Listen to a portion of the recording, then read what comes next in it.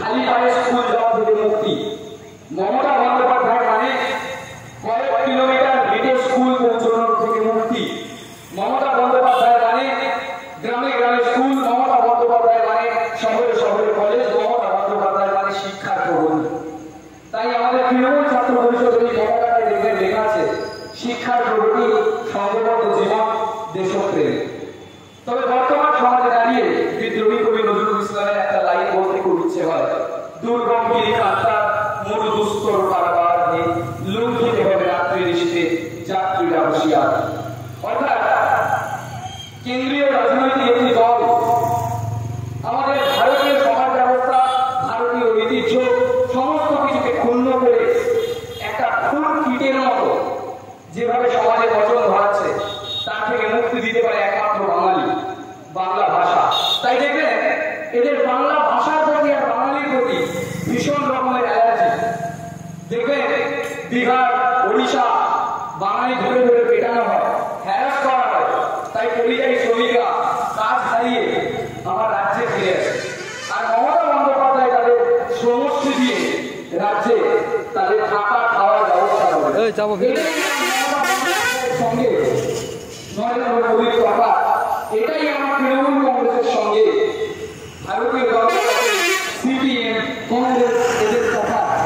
ছোট্ট একটা কবিতা বলি এই বাংলা ভাষাকে অপমান করার বিরুদ্ধে। ভাড়াটে তুই, আমরা মালিক, রক্ত অনেক ঢালা, বাংলা ভাষায় আপত্তি যার ভারত ছেড়ে পালা। বাংলা ভাষা আজকের ভাষা নয়, রামবঙ্গ থেকে উৎপত্তি এই ভাষা। সংস্কৃতের অপভ্রংশ হিসেবে সকলেই জানেন। এই ভাষা থেকে উদ্ভব হয়েছে হিন্দি ভাষা, এই ভাষা থেকে উদ্ভব হয়েছে ভারতের অনেকগুলি ভাষা। এই ভাষাকে যদি অপমান করতে হয় তুমি ভারত থেকে বিদায় দাও। বাঙালি যদি সংঘবদ্ধ হয়, আমরা জানি বাঙালি জাগলে সূর্য সেন, বাঙালি বললে নেতাজি সুভাষ, আর বাঙালি মারলে ক্ষুদিরাম বোস। উনি শুধু বলেছিলেন সেই 11 বছর বয়সে একবার বিদায় দেওয়া ঘুরে আসে। শুধু এই দুটো লাইনের পরেই সারা বাংলা একত্রিত হয়েছিল। আমি গর্ব অনুভব করি ক্ষুদিরাম বোস যে স্কুলের ছাত্র ছিলেন সেই স্কুলে পড়ার সুযোগ আমি পেয়েছিলাম। আজ যে মাটিতে দাঁড়িয়ে আমি আপনাদের সামনে কথা বলছি সেই মাটি মাতঙ্গিনী হাজরার নামাঙ্কিত মাটি, তার সংগ্রামের ইতিহাস সমৃদ্ধ মাটি। সেই মাটিকে আমি করজোড়ে নমন করি, সেই মাটিকে আমি করজোড়ে শ্রদ্ধা নিবেদন করি। প্রত্যেকটি উপস্থিত সংগ্রামীদের, প্রত্যেকটি ঐতিহাসিক সংগ্রামীদের আমি আমার তরফ থেকে নতজানু হয়ে নমস্কার জানাই। এবং আগামী 28 আগস্ট আমরা তৃণমূল ছাত্র পরিষদ, বাজারে তো একটাই ছাত্র পরিষদ, বাকি কোনো ছাত্র সংগঠন নেই, শুধু তৃণমূল ছাত্র পরিষদ এই বাজারে রয়েছে, এই পশ্চিমবঙ্গ রাজ্যে রয়েছে, এই সারা ভারতবর্ষে রয়েছে। আর ভারতীয় জনতা পার্টি তাদের নামাঙ্কিত একটা ছাত্র সংগঠন, কি নাম? অখিল ভারতীয় কৃষক নাম। সেই ছাত্র সংগঠনকে বিজেপিও স্বীকৃতি দেয় না। ওই যে একটা কথা আছে হিন্দিতে, আসমান সে গিরা খজুর কে একটা, সেই এবিভিপি ছাত্র সংগঠনের অবস্থা কিছুটা সেরকম। তারা নিজেকে বিজেপির ছাত্র সংগঠন বলে দাবি করলেও ভারতীয় জনতা পার্টি কিন্তু তাদেরকে তাদের ছাত্র সংগঠনের মর্যাদা দেয় না। কারণ তারাও জানে ওই ছাত্র সংগঠনের নামে ওটা একটা মাতালের আড্ডা, ওটা একটা গাঁজাখোরদের আড্ডা, ওটা একটা নারীদের বিরুদ্ধে চক্রান্তকারীদের আড্ডা। তাই শিক্ষার প্রগতি, সংঘবদ্ধ জীবন, দেশপ্রেম নিয়ে আমরা এগিয়ে যাব।